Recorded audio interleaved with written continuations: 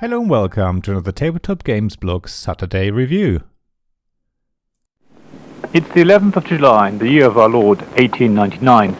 At 10 a.m. Mountain Daylight Time, the Union Pacific Express departed Folsom in Union County, New Mexico as scheduled, but only a few minutes after leaving the village's last buildings behind, heavily armed bandits started robbing the 47 passengers, taking purses and jewelry. A short while later, gunshots could be heard, and some of the bandits had climbed onto the roof of the train. It was feared that Marshal Samuel Ford, who was protecting the Nice Valley Coal Company's weekly pay, was being attacked. The whole incident went down in history as the attack of the Colt Express by Christophe Rambaud from Ludenote.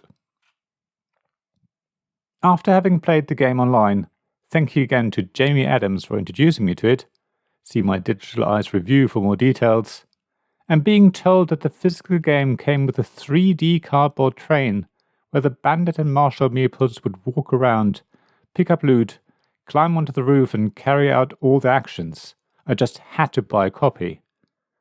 I knew it would not only be very eye-catching, but also be the sort of game that I could play with the whole family, children, parents, grandparents, in-laws and everyone else. After the game arrived and I had shot my unboxing video, because, well, 3D cardboard train, and I saw the train in its full glory, I knew I had to take it with me to every family gathering and bring it out at every possible opportunity to play it with the family. I was so pleased to see when it didn't take much convincing my brother and sister-in-law and their daughter to join my wife and my mother-in-law for a 6-player game of Colt Express. While my niece took care of setting up the scenery consisting of cardboard standee cactuses, animal skulls, rocks and distant mountains, I set up the train, distributed the loot and asked everyone to choose one of the characters. I decided to play without the special powers that each character has, just to keep it a little simpler for the first game. I'm not great at teaching rules, but Colt Express is really simple, because it's so very visual. You have your meeple in the 3D train, so you can see where you are and where you can go. The cards all have icons on them, which are really obvious what they do. Move along, move up or down, shoot, punch, pick up loot, or move the marshal. I only had to explain about the movement and shooting inside the carriage versus on the train's roof, but that was pretty much it. It was only when we started playing that I explained the round cards, which prescribe how many cards are played, and whether I played face up or face down, or whether you go in anti-clockwise order, as well as what happens at the end of the round. I explained about being able to draw 3 cards instead of playing 1 only after we had played a whole round. So we got into the game really quickly, and everyone started playing the cards, even though nobody was 100% certain about how it all worked, until we resolved the first round's cards. After that, everyone started to see what they needed to do and how punching someone would affect their plans. It was wonderful to watch a group of people with a wide range of ages and experiences with modern board games pick up the rules of Colt Express so quickly and enjoy themselves so much. Some people got really competitive about picking up loot. Others focused on being the best shot to gain the $1,000 bonus at the end, while others just tried to move the marshal and get others into trouble.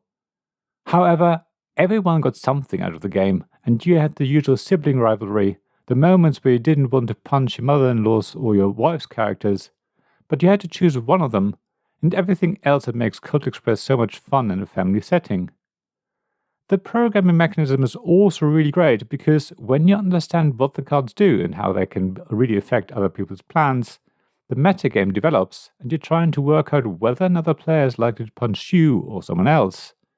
You also know that certain cards you play will be able to be used in a couple of different ways, depending on what has happened up to the point that it gets resolved.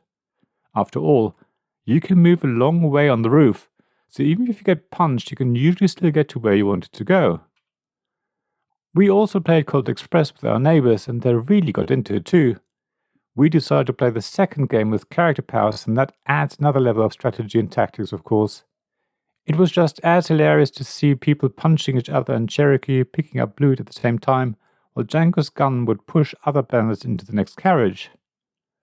The 3D train looks really great on the table, and is definitely a draw for people. However, it can also be in the way and block people's view of what cards are being played, or being able to see the round card.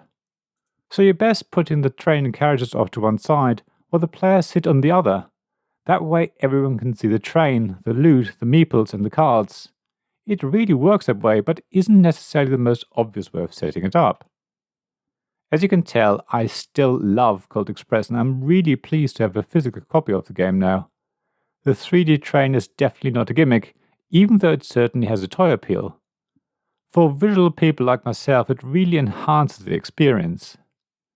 So, if you want a great programming game that is easy to teach and learn, and pretty quick to play, that will appeal to a wide range of people, then you won't go wrong with Colt Express.